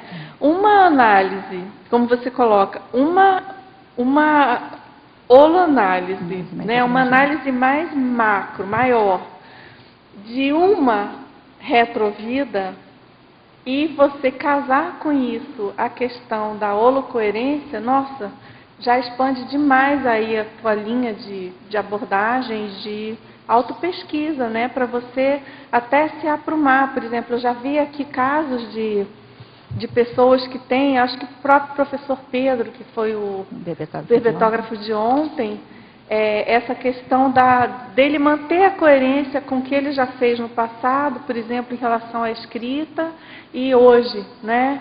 E eu acho, então, que independente da linha, né, da área de atuação da pessoa, mas deve ser uma fonte muito rica de pesquisa, né, para você, por exemplo, às vezes você está com um traço ali adormecido, um trafor seu adormecido, e você fazendo uma holoanálise, considerando a sua retrobiografia, você pode com isso dar um upgrade aí na sua performance atual. Né? Então, acho que nesse sentido... Eu gostaria só de completar que o professor Djalma, ele tem um verbete chamado Técnica do Autoinventariograma, e essa técnica aí ajuda muito nessa questão dessa holoanálise, ou análise. Então, começa a partir do soma dessa atual existência, com vários traços que podem ser genéticos, paragenéticos. Aí, todo o verbete ele vai levando a pessoa para fazer essa análise aí. Inclusive, se a pessoa tiver alguma retrocognição, a questão da família nuclear, profissão, há uma série de coisas que pode contribuir para essa análise. Muito bem lembrado. Esse verbete é ótimo nesse sentido. Dulce, só para acrescentar aí, ajudar nos comentários, né, me veio a ideia aqui dois aspectos. Uma, a questão da forma holopensênica, porque de certa forma a tendência nossa é cair um pouco no que a gente já fez no passado, seja de comportamento, profissão e por aí vai, né? Então, pelo menos alguma coisa, não tudo, né? Acho que essas questões também de mudança de gênero, tudo isso deixa a questão muito mais complexa, né, do que a gente imagina. Mas vejo também essa questão da holoanálise holobiográfica no aspecto de você conseguir fazer além daquilo que você já vem fazendo nas suas vidas, né? Essa questão da coerência, e aqui eu vejo uma questão para nós, intermissivistas e cognopolitas, a questão da escrita, né? Então, se partindo da premissa que somos os elders, né, que já somos mais antigos aqui nesse planeta, provavelmente todos nós aqui já escrevemos alguma coisa, e hoje a gente está na conscienciologia e provavelmente a gente tem essa linha, esse compromisso de manter essa escrita, mas sempre acrescentando alguma coisa agora no paradigma consciencial, né? Então, eu imagino que essa holoanálise holobiográfica, mesmo não lembrando certinho quem foi, o que fez, bonitinho, né? Independente disso, acho que todos nós estamos envolvidos nessa questão da coerência de uma escrita agora conscienciológica, dando continuidade a algo que a gente já deve ter escrito no passado, seja qual for a área da pessoa, a especialidade dela, né? Alguma coisa nesse sentido. Né? Certo, muito bem colocado, ótimo. Cristiane, uma porque, por exemplo, os nossos atributos não são criados, não foram criados nessa vida, né? Eles vêm das nossas vidas pregressas, da nossa holobiografia. Então, na hora que a gente identifica quais são os atributos e os trafores que a gente tem, eles já vêm das outras vidas. Então, essa que já começa a nossa análise holobiográfica, né? E isso é muito sério. Lembra que no outro dia o professor Valdo falou que em certas vidas humanas é muito pior você ter um trafor ocioso do que um trafar ativo? Então, isso tem a ver com essa análise holobiográfica e tem a ver com esse holopensene do verbete de hoje, né? Qual é a nossa holocoerência? Né? Exatamente. Certo? Obrigada. Quer falar mais alguma coisa? Não. Ok? Então, vamos à próxima. Então, enfatologia, na página 10, quarta linha. De baixo para cima. Sobre os delírios da interpretação. Poderia explicá-lo, por favor? Sim. Então, os delírios da interpretação, a gente entende assim como...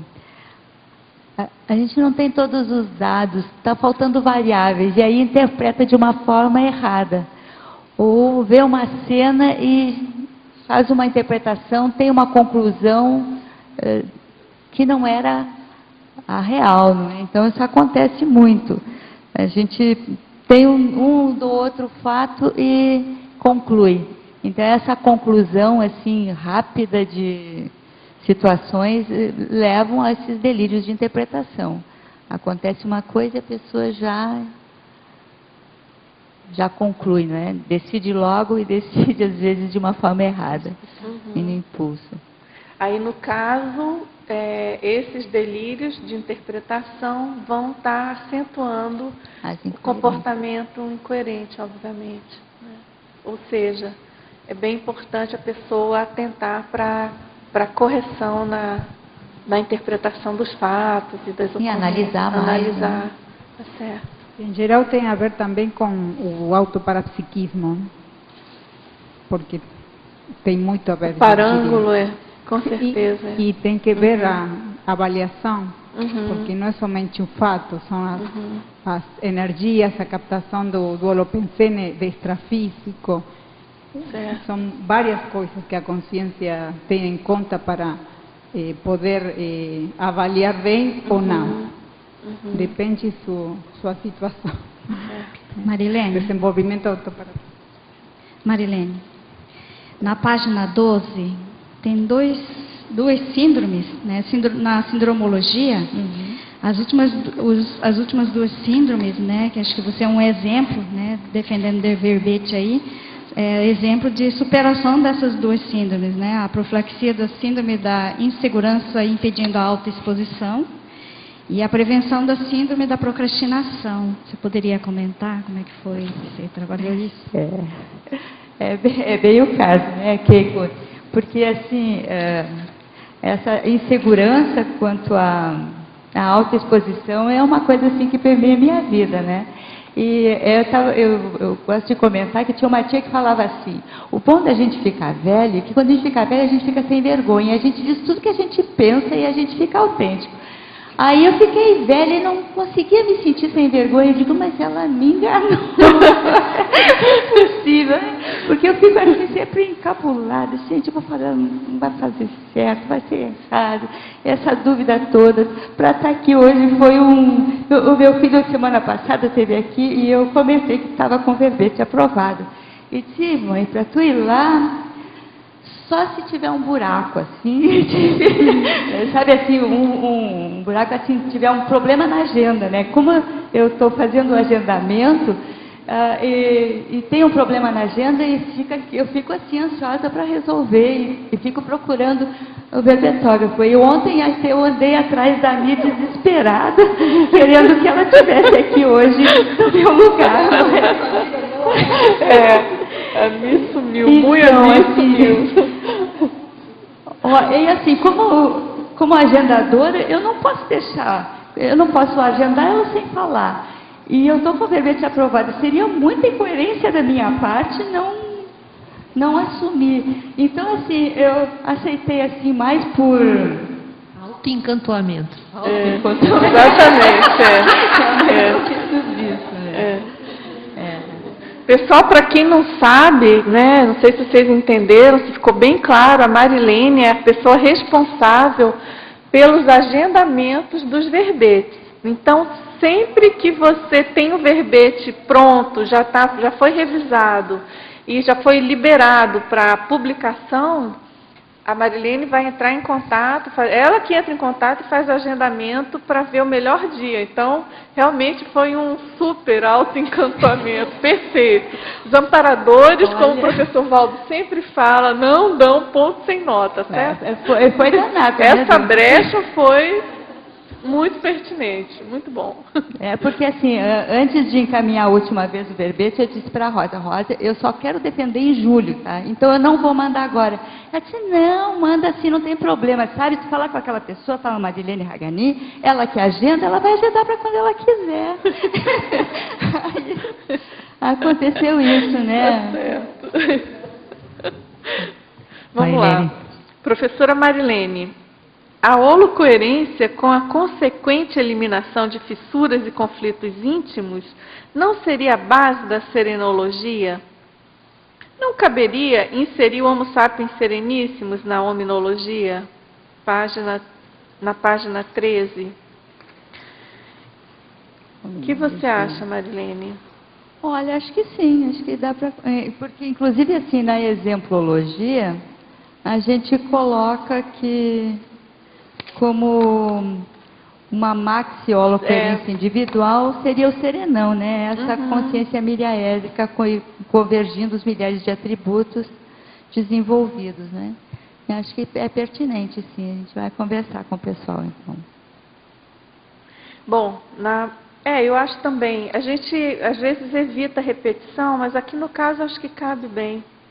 Que na sua exemplologia você colocou mini-holocoerência individual, a condição da consciência pré-serenona, seguindo as diretrizes do próprio CPC. Maxi-holocoerência individual, a condição da consciência miriaédrica, né, convergindo os milhares de atributos intraconscienciais desenvolvidos. Só lembrando que isso é um verbete, né, consciência miriaédrica, até da professora Rosa Nader, e a condição da consciência miriaédrica é justamente aquele serenão maduro, sereníssimo, já em vias de vez para virar consciência livre, né? Então, eu achei esse exemplo muito pertinente. E a mega-holocoerência individual, então, você colocou a condição da consciência livre em harmonia com o fluxo do cosmos. Perfeito. Mas, enfim, vamos lá. Na frase enfática, é o mesmo teletertuliano, ele pede que você poderia explicar melhor o que entende pelo alinhamento sistêmico dos pontos de vista. Você já respondeu para ela, mas explica de novo, comenta para ele. Obrigado e parabéns pelo verbete. Obrigada. Então, eu já comentei essa questão do alinhamento sistêmico dos pontos de vista, e que a gente às vezes tem pontos de vista contraditórios a respeito de algumas coisas. Outro exemplo que me ocorreu agora é daquele religioso que é absolutamente contra o aborto, mas a favor da pena de morte. Então, é uma coisa completamente incoerente, né? São pontos de vista desalinhados da mesma pessoa. Então, quando a pessoa consegue fazer esse alinhamento, eu acho que é o início, princípio do começo da holocoerência, né? Certo. Agora aqui, professora Marilene, puxa, hoje é dia dos parabéns. Parabéns pelo verbete. E favor ampliar a megapensenologia, página 10. Coerência CPC vivenciado. Sim, se o CPC é feito pela própria pessoa, ela estabelece as regras para cumprir. Então, a coerência é cumprir o próprio CPC. Se a própria pessoa estabeleceu as regras, ela deveria, pelo menos, cumprir. Nem sempre é fácil, né? Às vezes a gente estabelece um CPC, eu terminei de fazer o meu CPC esse ano, e estabeleci lá um elenco de umas 4 ou 5 diretrizes para seguir, E eu não estou dizendo que eu consigo seguir 100%, mas estou passando dos 51, que é o mínimo, não é? Então, acho que isso, não sei se expliquei, mas é o que deu para entender como CPC vivenciada. Se a gente mesmo estabeleceu as regras, por que não cumprir, né? Só que às vezes a gente estabelece uma regra acima da condição do momento, ou consegue executar num momento, no seguinte, tem um certo deslize, mas depois é recuperar, né? Como na dieta, né? Bom, hoje eu não consegui, mas amanhã vamos de novo, né? Certo. Bom, tem outra pergunta aqui. Ela quer saber se você encontrou relação entre holocoerência individual e a engenharia. Gente, eu nunca pensei nisso. É o pensamento lógico que está falando aqui. Oi?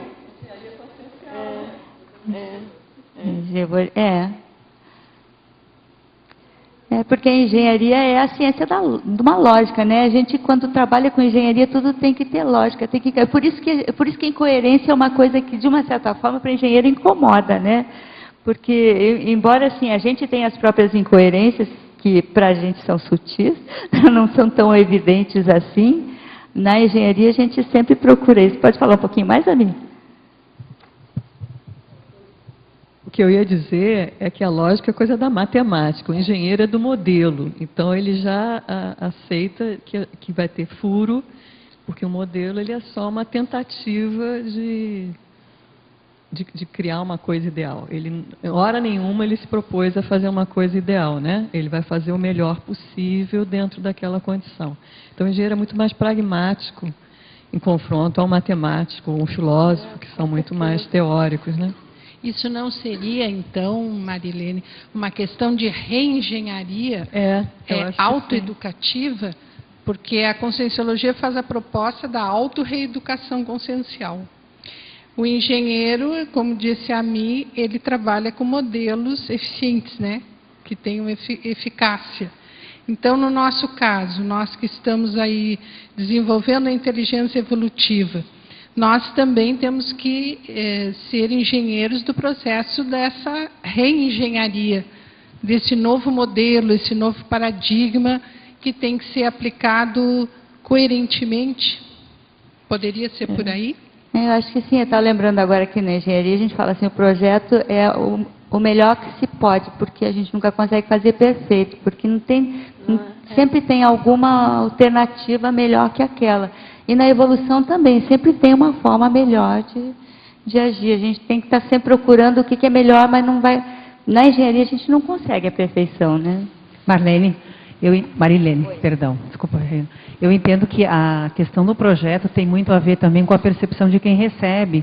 Existe uma relação direta entre o que é perfeito ou não, que também tem um pouco a ver com a interpretação da pessoa que recebe o projeto ou os projetos. Às vezes a gente quer fazer o melhor, acha que aquilo é o ideal, e a pessoa quando recebe, às vezes, tem algum pulo, algum plus, algum aspecto a mais que poderia ser complementado pelo ponto de vista, não do cliente, mas às vezes do amigo, do companheiro, do familiar, ou do parente, ou do grupo que a pessoa trabalha ou se relaciona diretamente. Então eu acho realmente, por mais que a gente tenha esmero, e fica o mais técnico possível, tem esse detalhe aí do ajuste que tem muito a ver também com a personalidade de cada um. É um pouco o que eu entendo. E aí, aproveitando o microfone, eu queria também te fazer uma pergunta sobre o teu verbete na culturologia. Na página, deixa eu ver, 13. Culturologia, os dois primeiros aspectos, você trouxe aqui o descarte da cultura inútil e a superação da cultura das aparências. No seu dia a dia, como é que você acha que a gente pode qualificar esse descarte da cultura inútil e superar a cultura das aparências? Então, a cultura inútil é aquela que não tem muito proveito para evolutivo, né? Então, a pessoa lê tudo a respeito de alguma coisa que não vai melhorar ela em nada. Não está me ocorrendo um exemplo agora assim de cultura inútil, mas lê fotonovela, por exemplo. É uma cultura inútil. Ou Que também é uma cultura das aparências, né? As duas coisas. Aham. Tá ótimo. E aqui também você fala logo depois da substituição da pasmaceira pela cultura da crise de crescimento produtiva. Isso teria a ver com os nossos aspectos aqui? Não sei se você pensou alguma outra coisa além disso. Porque sair da pasmaceira para a crise de crescimento é a necessidade, né? A gente está lá numa pasmaceira, parece que está tudo bem, aí de repente tem que enfrentar alguma situação assim que não estava muito prevista. E isso é bom porque acaba dando um impulso para fazer aquela reciclagem necessária, né? Beleza. Obrigada, então. Marilene, para a mesma teletertuliana que deu os parabéns e fez aquelas duas últimas perguntas, ela está perguntando qual será o tema do próximo verbete. Já tem, né, Marilene? Pois é assim, a Rosa disse que o que me deu coragem de encaminhar esse verbete foi o verbete que eu disse, não, Rosa, esse da aula coerência eu nunca vou ter coragem de defender. Então eu vou propor um outro, que chama assim, Calma e Coragem. Aí eu comecei a estudar o Calma e Coragem e concluí o aula coerência. Eu disse, bom, então a Calma e Coragem deu para concluir esse aí. O binômio Calma e Coragem. Ficou bom, né? Vamos lá. Professora Marilene, em Crescendologia, na página 12, primeira linha, poderia ampliar o crescendo patológico, incoerência intrafísica, frustração extrafísica? Então, não parece assim meio evidente? Se a gente está em coerência aqui no intrafísico, fazendo coisas assim, não evolutivas, não... que te geram até insatisfação, não é? A Melinha é certa, né? É uma coisa assim... Eu não sei nem explicar, porque para mim, quando a gente acha assim, uma coisa assim tão evidente, a gente fica sem argumento para explicar. Eu não sei se alguém podia me ajudar nisso aqui. Não, Marilene, mas eu acho que essa própria questão... Você quer falar, Cristina? De fato, é bem claro, assim, se a pessoa não é coerente, não consegue fazer nas suas ações, no que fala, no que faz, né? Por exemplo, aquela pessoa que não tem verbação, fala uma coisa, faz outra, ela está destinada não só a ter Melim, como ter a Melex, depois da dessoma, que aí é a frustração, a mega frustração extrafísica, eu acho que é a Melex, né? Que seria o exemplo. Então, por isso que o ideal é procurar, quando está aqui, buscar, se tiver aquele sinalzinho de Melim, já ligar a antena e ver assim, o que está acontecendo, o que eu não estou deixando de fazer. Né? Porque qual é a incoerência que existe dentro das minhas ações. É assim que eu vejo a coisa. Obrigada, a verbetógrafa.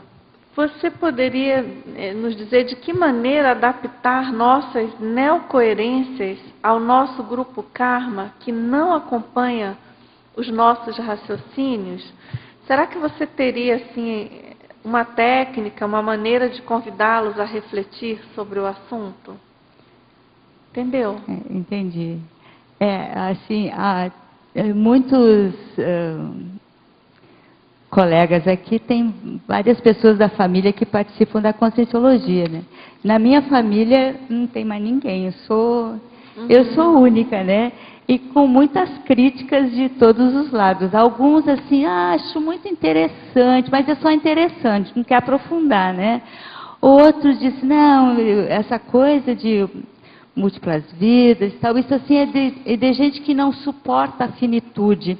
A pessoa não aguenta pensar que ela é finita, ela é muito orgulhosa, então ela fica inventando essa coisa assim de multidimensionalidade, de múltiplas vidas, de serieques e tal. Eu não sei, assim, numa época, logo que a gente conhece a Conscienciologia, a gente fica empolgada e fica falando o tempo inteiro nisso e acaba assim que a pessoa da família que não está interessada fica incomodada com isso. Não dá mais para falar contigo, só vem com essas coisas aí, é chato, né? Então a gente acaba virando uma chata. Até que a gente consegue entender que cada um está no seu momento. Se eu estou com uma pessoa que tem outras ideias, eu vou falar dos assuntos dela. Não dá para botar assim, goela abaixo nada, não. Aqui, sobre utilizar a coerência no cotidiano, como estavam falando há pouco, gostaria de complementar com uma postura coerente que é a do dois pontos. O que quero propagar no mundo? Sabendo que o que estou propagando no mundo é aquilo em que estou aprofundando-me, especializando-me, e por isso a importância de ser o exemplo do que gostaria de receber. Podem comentar, ela pede para comentar em geral, né? Você quer falar alguma coisa, Marilene? Não, eu acho que está perfeita essa questão do exemplarismo, né? Quanto mais exemplarismo você dá e mais cosmoética dentro desse exemplarismo há, mais frutos você vai colher, né? Então, eu acho que realmente até tem a ver isso, essa colocação, com aquela pergunta anterior, né? Da questão do grupo karma, né? Assim, eu acho que muitos de nós temos essa não chega a ser uma problemática, mas é essa realidade, né, de boa parte dos nossos familiares, do nosso grupo karma, não compreender ou não aceitar, acho que é mais não compreender, né, o porquê nossa, a conscienciologia, enfim. E eu acho que nada melhor do que o nosso exemplarismo, mostrar uma coerência mínima na nossa vida, na nossa taxa de felicidade, vamos dizer assim. E com isso a gente vai aos poucos fazendo a gente ser melhor compreendido, né? E ajudando as pessoas Posso corroborar a avançar isso? de algum modo. Gostaria de acrescentar, porque a gente sempre diz assim, o grupo karma muitas vezes tem dificuldades de nos compreender. Mas eu acho que a chave é o inverso. Uhum. Quem é que tem o curso intermissivo? Quem tem o curso papel, intermissivo é que tem um para-dever maior com relação a esse grupo. Com né? certeza, com certeza. Então, essa questão sempre ser puxada para a gente, né, para o Então, autoquestionamento. a postura também de auto-vitimizar, ninguém me entende, ou tá difícil, não, é o contrário, é o exemplo nosso que tem que puxar a situação. A autodeterminação, por exemplo. Eu acho. Isso pode ser exemplar para independente de qualquer detalhe ou qualquer problemática maior, né? Pessoal, então vamos lá. Você quer comentar, Marilene? Quer falar alguma coisa sobre isso? Tá ok? Eu concordo com vocês, o exemplarismo é melhor. Certo. Agora, vamos lá então, professora Marilene. Você poderia colocar alguns exemplos sobre a teoria da coerência central? Na teoriologia, né? Então, a teoria da coerência central, eu encontrei lá no verbete do professor Cristóvão, que ele estava falando sobre o autismo, né? Aquela síndrome de Asperger, que é a pessoa... Então, tem uma psicóloga, ela é alemã, já trabalhou na Inglaterra, chama Uta Free, e ela desenvolveu essa teoria da coerência central. Ela diz que as pessoas normais, as crianças normais, a partir de uma certa idade, elas veem os detalhes, mas têm essa visão do todo. E algumas pessoas, como os autistas, eles se fixam no detalhe. Então, eles prestam tanta atenção no detalhe que não tem visão de conjunto. Fica assim tudo muito fragmentado. Então, aí eu fiquei transportando para a conscienciologia ou para a sociedade como um todo, a gente fica vendo assim que muitos erros são devido a essa visão fragmentada, né? Às vezes a pessoa ela quer uma coisa boa para ela, só para ela, né? Ela não vê o conjunto e que ela está num conjunto. E essa falta de cosmovisão que tem a ver com a teoria da coerência central, eu acho que se ajusta um pouco assim a esse entendimento da coerência. Certo. Pessoal, agora tem uma pergunta aqui. Tem uma teletertuliana que ela está perguntando aqui se somente serão respondidas perguntas sobre o verbete, ou se poderemos fazer perguntas iguais fazíamos ao professor Valdo, que falava sobre tudo. Bom, certamente, iguais às que faziam para o professor Valdo, claro que não, né, gente? Mas o foco aqui, conforme a gente vem falando, né, esses dias, o foco das tertúlias, ela tende a ser cada vez mais a questão mental somática do assunto proposto no verbete. Agora, o que a gente está pensando em fazer, até para ter um abertismo maior possível, né? Com o tempo, a gente deve montar uma equipes técnicas aptas a responderem assuntos mais específicos, porque o nosso objetivo é cada vez mais aprofundar e desenvolver e ampliar a Conscienciologia. Ora, se a Conscienciologia se pretende ser a ciência das ciências, e a gente pretende ter essa abordagem realmente enciclopédica e a maior possível dos assuntos do Zeitgeist, né, os assuntos do planeta em geral, a gente espera poder abrir o máximo possível, tá certo? Agora, o que a gente pede? Que realmente vocês tentem fazer as perguntas dentro do âmbito do verbete exposto, né? Como eu já falei aqui várias vezes, a estrela do dia é sempre o verbetógrafo, e a gente vai tendendo aí a ampliar cada vez mais com o tempo, né? Como eu falei, colocando as equipes especialistas nas diversas especialidades da Conscienciologia. Porque vocês concordam, gente, se alguém quiser complementar, fique à vontade, que, em tese, qualquer pergunta do planeta, ela deveria caber numa resposta de alguma especialização da Conscienciologia. Tá certo? Então, com o tempo, a gente precisa cada vez mais se instrumentalizando e procurando ter mais competência técnica para essas respostas. Agora, é claro, gente, sem nenhuma mínima pretensão de se igualar com pessoa específica do professor Valdo, tá certo? Nosso evoluciólogo aí, quase serenão, enfim. Dulce, você quer fazer uma colocação? Eu acho interessante, porque a tertúlia é um meio, é um canal de comunicação de quem está querendo compreender a Conscienciologia. Tá? Então é importante poder atender essas demandas das pessoas. Com certeza. Às vezes vai ter questão que a gente não vai saber responder, tá? Porque tem conhecimentos que ainda também estão sendo desenvolvidos dentro da própria Conscienciologia. Exatamente. Nada, nenhum problema. Ou seja, tendo pessoas e o tema, porque às vezes a pessoa vem e pergunta, qual é a minha PROEX? Né? A gente se depara muito com isso lá na PEC.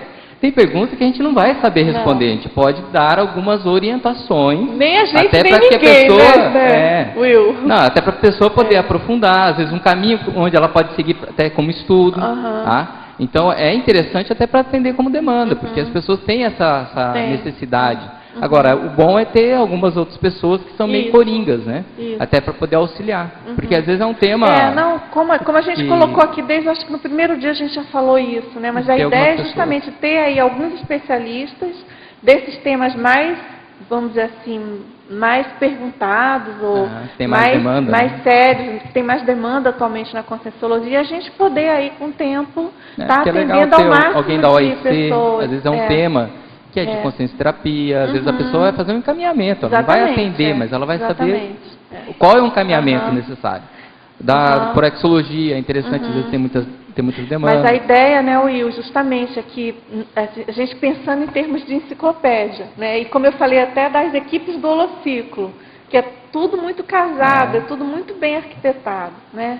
Falar em planejamento, aí, em projeto, em execução, tem toda uma interligação das equipes técnicas especialistas que não são necessariamente, não estão ali dentro do Holociclo, elas estão na CCCI como um todo, elas compõem as I6, né? Então, a gente, com o tempo, vamos dizer assim, incrementar essa questão da participação nas tertúlias. Hoje, por exemplo, você é especialista na proexologia, né? Então, acho que a gente pode cada vez mais... Quanto mais aberto, melhor. Lógico. A pessoa pode perguntar tudo. Se a gente vai saber responder, é outra história. Mas quem quer perguntar, deixa perguntar. Eu acho que isso, inclusive, é uma grande vantagem, né? Isso é uma vantagem, né? Para a gente poder ter mais especialistas, mais gente contribuindo, né? Você vai formando equipes de pessoas que são, cada um de nós tem aí níveis de especialização em áreas específicas que vão poder estar contribuindo de alguma forma. Isso é vantajoso. Tá ótimo. Gente, vamos lá então. A verbetógrafa em culturologia, primeira linha. A superação da cultura das aparências. De que maneira podemos superar essa cultura tão arraigada na SOCIM? É difícil, né? Porque o mais importante seria ter uma cultura de crescimento, uma cultura de autorreflexão, que são as culturas que promovem a mudança de patamar evolutivo. Porque se a gente fica nessa coisa de cultivar as aparências, o aspecto físico, o que é bonitinho, não vai render, não é? Uhum. Eu entendo assim. Não sei se quer complementar, Dulce. Não, acho que está ótimo, está ok. Professora Marilene, quais os desafios enfrentados na convivialidade da SOCIM à medida que avançamos na holocoerência individual? Gente. Você deve ter essa experiência, né? Na SOCIM? Cada vez que a gente vai tendo mais holocoerência, até com os estudos, mesmo não, substancialmente, da conscienciologia, de autopesquisa, autoconscienciometrologia, enfim. A cada dia que você fica mais coerente, na sua convivialidade, a tendência é você ver mais incoerência nos outros, tá certo? Sim, sem dúvida. Eu vejo assim, não é? O que você acha? Não, mas eu não sei, eu vejo assim que quanto mais a gente estuda, mais a gente vê incoerência na gente. Na gente também, claro, em primeiro lugar, e na convivência, sim, claro. E na convivência o também. O foco é a gente, né? Sem isso a gente não veria nos outros. Agora, assim, uma coisa que me ajudou muito até chegar aqui agora, porque foi assim, até um susto, eu nem sei como, né? Foram os cursos da Conscius, sabe? Que participar dos cursos da Conscius, do Consciência Cobaia, isso ali dá um upgrade na gente, porque vai aos pouquinhos, né? A dose homeopática, a gente não chega assim a sofrer tanto, então vai caminhando devagarinho para melhor, né, Tânia? Marilene. Calma e coragem. Ô, Marilene. Calma e coragem. Então, pegando o seu próximo verbete, calma e coragem, eu sei que você, por exemplo, já elaborou seu CPC. Desde que você elaborou o CPC, que é a questão da codigologia, o que você fez que reverberou nesse seu temperamento, a sua personalidade em questão de holocoerência? Com o CPC, a gente fica pensando aqui, o que precisa fazer para sair daquele patamar, porque está num patamar de desconforto, está assim, um pouco espinhento o lugar, então eu preciso fazer algumas coisas, mas ao mesmo tempo dá um medo danado, e é bem complexo isso aí, né? Mas depois do CPC, uma das propostas do CPC era fazer assim, uma pergunta por semana na tertúlia, porque eu estava aqui há 5 anos, e um dia o professor falou na tertúlia assim, tem gente que está aqui há 5 anos e nunca fez uma pergunta. E eu fiquei pensando, gente, se ano que vem ele disser que tem gente que faz 6 anos, eu vou saber que fui eu. Isso me deixou assim, sem graça, sabe? Aí nessa semana ele falou assim de mudez, né? Que o primata não se manifesta, ele fica mudo nos debates, nos encontros, não participa, não contribui. E isso me deixou assim com uma vergonha danada. Mas hoje está defendendo o verbete, né? Isso é o que vale. Marilene, então vamos lá. Em Fatologia, na página 10, penúltima linha.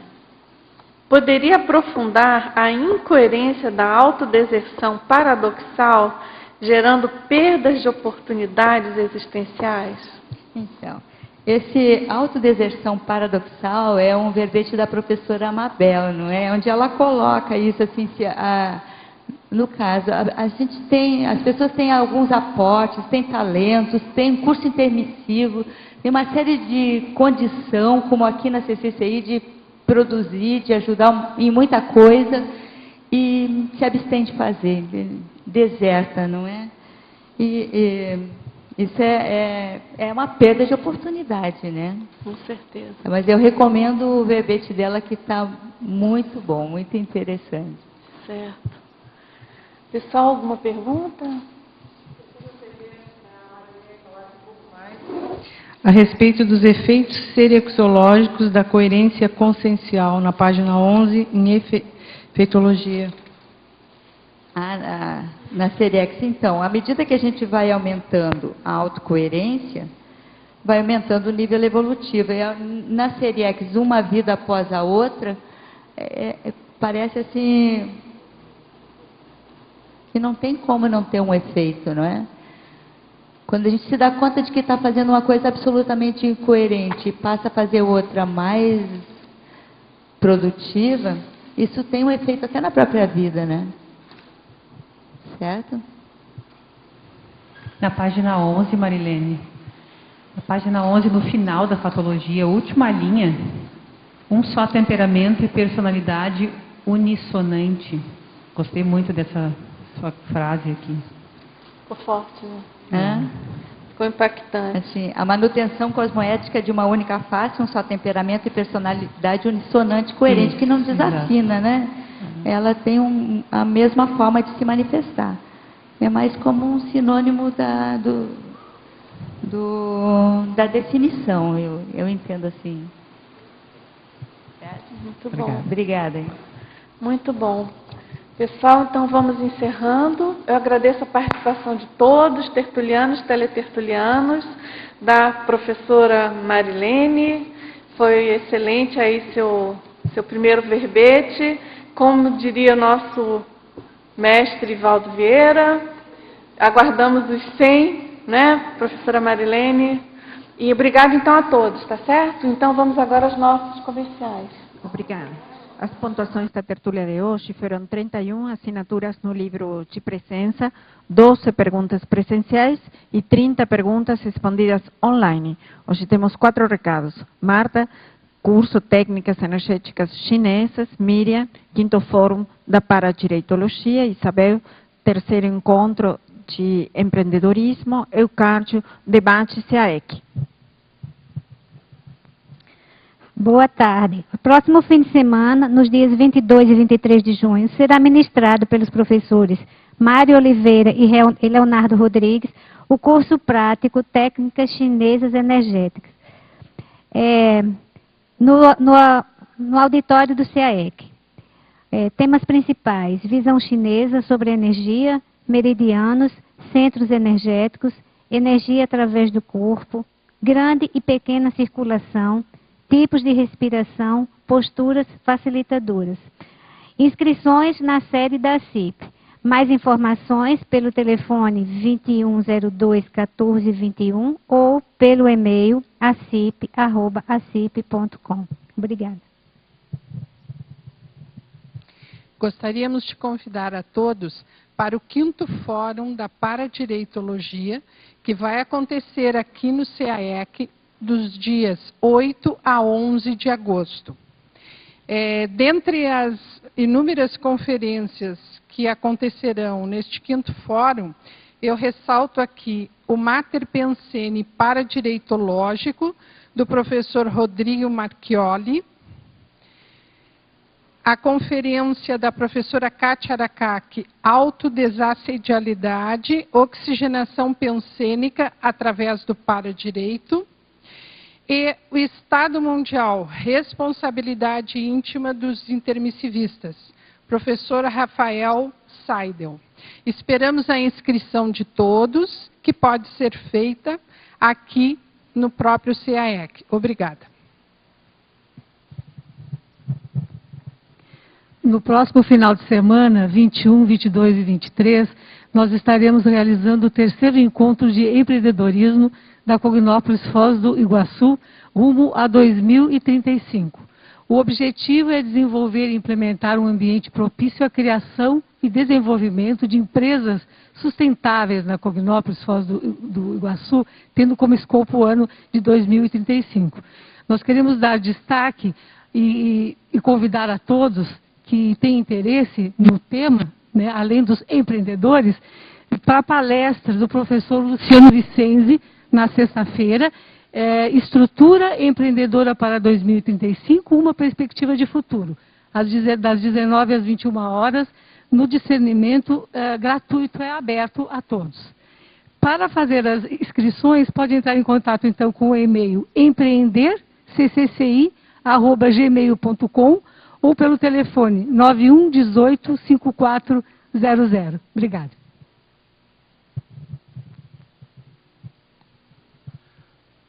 Boa tarde a todos.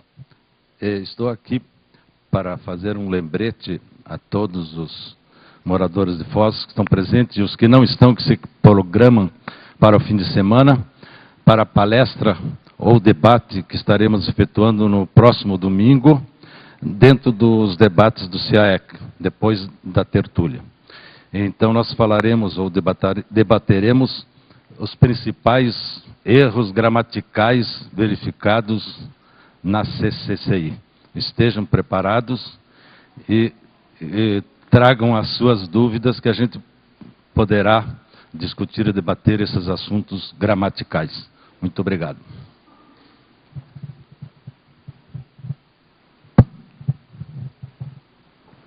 O verbete da manhã é refém do cardiochakra, especialidade psicossomatologia. A verbetógrafa é a professora Ami Belo. Obrigada e boa tarde a todos.